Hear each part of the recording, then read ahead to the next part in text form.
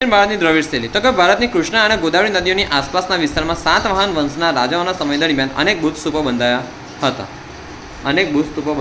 બુદ્ધ સ્તૂપમાં શું કરે, જે પણ જેમ કે બુદ્ધ ધર્મને પાળનાર લોકો હોય કાં તો અન્ય જે પણ લોકો હોય ત્યાં પ્રાર્થના પૂજા વગેરે કરે. આ સ્તૂપો અર્ધગોળાકાર મીન્સ આવા, અંડાકાર મીન્સ આવા, તેમજ ઘંટાકાર ટોચવાળા હતા. નાગાર્જુન કોંડાનો સ્તૂપ અને અમરાવતીનો સ્તૂપ દ્રવિડ શૈલીના સર્વશ્રેષ્ઠ નમૂનાઓ છે. ચોલ રાજાઓએ દ્રવિડ શૈલીની સ્થાપત્ય કલાને ઉચ્ચ કક્ષાએ પહોંચાડી હતી. હવે જો આ તમારે અશોક વિશે, આ સ્તૂપ વિશે જાણવું હોય તો આટલી મેં ટ્રીક ગઈકાલે કીધેલી, તેનો વિડીયો તમે જોઈ શકો છો. મેં વિડીયો મોકલી દીધો છે યુટ્યુબને તમારા વોટ્સઅપ પર. મતલબ કે ચોલ રાજાઓએ દ્રવિડ શૈલીની સ્થાપત્ય કલાને ઉચ્ચ કક્ષા સુધી પહોંચાડી હતી. કયા રાજાઓએ? ચોલ રાજાઓએ. અને આ પાર્ટમાં જેટલું એમપી હતું ને તે મેં કરાવી દીધું. જો એમપી શું હોય છે, જે ગઈકાલે ચોખ્ખું ડિસ્કસ કર્યું છે, આ મોહેજોદડોથી કંઈ પૂછશે, આમાંથી કંઈક પૂછશે, ધોળાવીરા લોથલ છે એમાંથી કંઈ પૂછશે છે, બસ આટલું મને આઈએમપી ખાસ લાગેલું. અને આમાંથી 110% મોટો સવાલ પૂછશે બોર્ડમાં પૂછી શકે છે. કદાચ આમાંથી પણ પૂછશે કે હર્મિકા કોને કહેવાય, મેદી પ્રદક્ષિણા પર તોરણ કોને કહેવાય, ગઈકાલે સમજાવ્યું હતું ચોખ્ખું જ. સારનાથનો સ્તંભ પણ પૂછી શકે છે, કેમ કે આ ભારત સાથે ખૂબ રિલેટેડ છે, ખબર છે ને? ચાલો હવે ચોલ રાજાઓએ દ્રવિડ શૈલીની સ્થાપત્ય કલાને ઉચ્ચ કક્ષાએ પહોંચાડી હતી, હાઈ લેવલ પર. ગુપ્તકાલીન કલા. ગુપ્ત યુગમાં શિલ્પ, સ્થાપત્ય, ચિત્ર, નૃત્ય, સંગીત વગેરેનો શ્રેષ્ઠ સરખી રીતે વિકાસ થયો હતો. અને જબલપુરનું નીનામાં પાર્વતી મંદિર, ભૂમરા નાગોડાનું શિવ મંદિર, એરણ મધ્યપ્રદેશનું નરસિંહ મંદિર, જામનગરનું ગોપ મંદિર, સ્તૂપો, ચેત્યો, મઠો, વિહાર મતલબ આરામ કરવાની જગ્યા, ચેત્ય મતલબ ત્યાં જગ્યાએ પૂજાપાઠ વગેરે કરે, ધ્યાન ધરે. ચેત્યમાં શું કરે? ધ્યાન ધરે. ચેતનાને મતલબ જે પણ હોય કેન્દ્રિત કરે, બરાબર છે, ધ્યાન ધરે. ચેતના કોઈ છોકરીનું નામ નથી હોય, આપણે આત્માવાળા ચેતનાની વાત કરું છું, ચેતન મનની વાત કરું છું. ચાલો, એટલે જ હસવું આવ્યું તમારે, હા ને? ચાલો. ધ્વજ, સ્તંભો વગેરે ગુપ્ત યુગની કલાઓના નમૂના છે. ઉપરાંત શિલ્પકલામાં સારનાથની બુદ્ધ પ્રતિમાઓ, પથ્થરકલામાં સારનાથની બુદ્ધની પ્રતિમાઓ, મથુરાની વિષ્ણુ પ્રતિમા, મહાવીર સ્વામીની પ્રતિમા મીન્સ સ્ટેચ્યુ, મૂર્તિ, ઉદયગીરીની ગુફાની વિષ્ણુના વરાહ સ્વરૂપની વરાહ અવતારની પ્રતિમા વગેરે ભારતીય ગુપ્તકાલીન કલાના સર્વોત્તમ નમૂનાઓને લીધે ગુપ્ત યુગના કલાનો સુવર્ણ યુગ કહેવામાં આવે છે. બોર્ડમાં સવાલ પૂછાય છે કે ગુપ્ત યુગ કલાનો સુવર્ણ યુગ કેમ કહેવામાં આવે છે, સમજાવો. પૂછાય છે. ગુપ્ત યુગમાં બગા છે ને, એટલે સરસ રીતે ત્યાં વિકાસ થતો હતો. તે વખતે જે પણ આપણે મની હતી ને, મની, જેમ કે કોઈનની વાત કરું, કોઈન એટલે સિક્કા, તે બકા સોનાના હતા. શાના હતા? સોનાના હતા, કેમ કે સરખી રીતે ત્યાં વિકાસ થતો હતો. તો પૈસા વિચારો, પૈસા સોનાના હતા. અને કાગળના એવા આવે કે ફટકીને ખિસ્સામાં ધડ થાય, ધોઈ જાય, તે ફાટી જાય. અમુક દેશોમાં કેવા પૈસા આવે ખબર? તમે એમ કંઈ ખેંચો ને, એમ ખેંચીને ફાળવણ કરો તે તમારાથી ના ફાટે.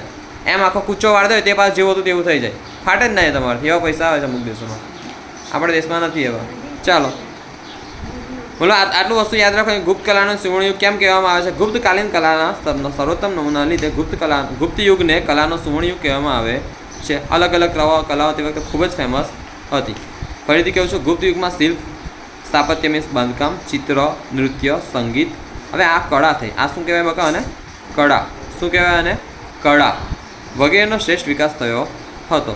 જબલપુરનું નીનામાં પાર્વતી મંદિર, ભૂમરા નાગોડાનું શિવ મંદિર, એમપીનું નરસિંહ મંદિર, જામનગરનું ગોપ મંદિર, સ્તૂપો, ચેત્યો, મઠો, વિહારો, ધ્વજ, સ્તંભો વગેરે ગુપ્ત યુગ કલાઓના નમૂના છે. ઉપરાંત શિલ્પકલામાં સારનાથની બુદ્ધ પ્રતિમાઓ, સારનાથની કઈ પ્રતિમાઓ? બુદ્ધ પ્રતિમાઓ, મથુરાની વિષ્ણુ પ્રતિમા અને મહાવીર સ્વામીની પ્રતિમા, ઉદયગીરીની ગુફાની વિષ્ણુના વરાહ સ્વરૂપની પ્રતિમા વગેરે ભારતીય ગુપ્તકાલીન કલાના સર્વોત્તમ નમૂનાને લીધે ગુપ્ત યુગના કલાનો કયું કહેવામાં આવે છે? સુવર્ણ યુગ કહેવામાં આવે છે. મતલબ કલાનો તે વખતે એકદમ ભરપૂર વિકાસ થયો હતો. હવે આપણે ભણીએ ગુફા સ્થાપત્ય અથવા ગુફાઓ વિશે. તો ભારત વર્ષના ગુફા સ્થાપત્ય મનુષ્યકૃત સૌંદર્યધામો ગણાય છે. મનુષ્ય દ્વારા બનાવેલ. ઔરંગાબાદ પાસે આવેલા અજંતા ઇલોરાની ગુફાઓ ક્યાં આવેલી છે? આ ઔરંગાબાદ પાસે. ક્યાં આવેલી છે? ઔરંગાબાદ પાસે. કઈ ગુફાઓ? અજંતા ઇલોરાની ગુફાઓ. મુંબઈ પાસે એલિફન્ટાની ગુફાઓ. તમારા જોડકામ પર કદાચ યુનિટ ટેસ્ટમાં પૂછાઈ શકે. ગુફાઓ વિશે જોડકા યુનિટ ટેસ્ટમાં પૂછાય, કે છેલ્લી ટેસ્ટમાં છેલ્લી પરીક્ષામાં બી પૂછાઈ શકે, નક્કી નહીં.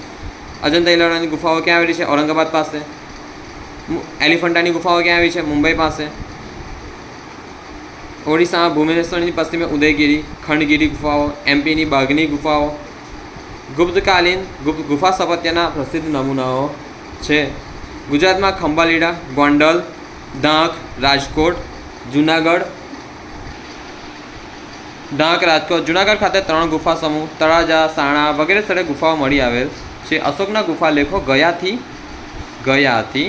16 માઇલ દૂર આવેલા બર્બરાના પહાડની 3 ગુફાઓની દિવાલ પર કોતરાવેલા છે. બગા આનું હું તમને વિડીયો બતાવીશ, એનિમેટેડ વિડીયો યુટ્યુબ પર છે, ઘણા બધા છે, હિન્દીમાં બોલશે પણ સરસ રીતે તમને સમજ પડશે. અને પ્રવાસ જવો ને તો આવી કોઈક જગ્યાએ જવાય કે તમે ભણો બી ખરા, મતલબ પ્રવાસ જાઓ ને તો તમે દેખો પહેલાં તો અહીં ભણો જ છો, ત્યાં જઈને બગા તમે નવી વસ્તુ જાણવા મળશો, હરશો ફરશો, તમને સરસ લાગશે. અને બીજી વાત કે ત્યાં પણ તમે નવું કંઈ ને કંઈક નવું શીખશો. આવી જગ્યાએ પ્રવાસ જવાય. ચાલો હવે અહીં ધ્યાન આપો. તેમાં સમ્રાટ અશોકે આ જીવન કરેલા દાન કાર્યોની વિગતો છે કે સમ્રાટ અશોકે આ જીવન પોતાના પૂર્ણ જીવન દરમિયાન કેટલા દાન કાર્યો કર્યા હતા તે. આસામની દાર્જિલિંગની ગુફા, બિહારની સુદામા અને સીતાની ગુફા વગેરે પ્રખ્યાત ગુફા સ્થાપત્ય છે. હવે અજંતા, એલોરા અને એલિફન્ટાની પ્રસિદ્ધ ગુફાઓ વિશે પ્રકરણ 6 માં વિગતે માહિતી આપવામાં આવી છે. અને તેમાંથી જ બકા બોર્ડમાં સવાલ પૂછાય છે, અજંતાની ગુફાઓ વિશે જણાવો, એલોરાની ગુફાઓ વિશે જણાવો.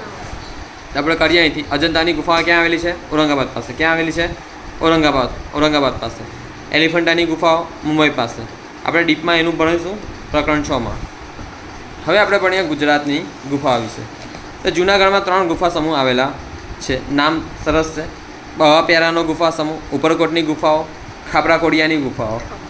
બાવા પ્યારાનો ગુફા સમૂહ, તો આ ગુફા બાવા પ્યારા મઠ પાસે આવેલી છે. અને આ ગુફાઓ 3 હળમાં અને પરસ્પર કાટખૂણે જોડતી પથરાયેલી છે. 3 હળમાં 1, 2, 3 પરસ્પર કાટખૂણે જોડે. પરસ્પર કયા ખૂણે જોડે?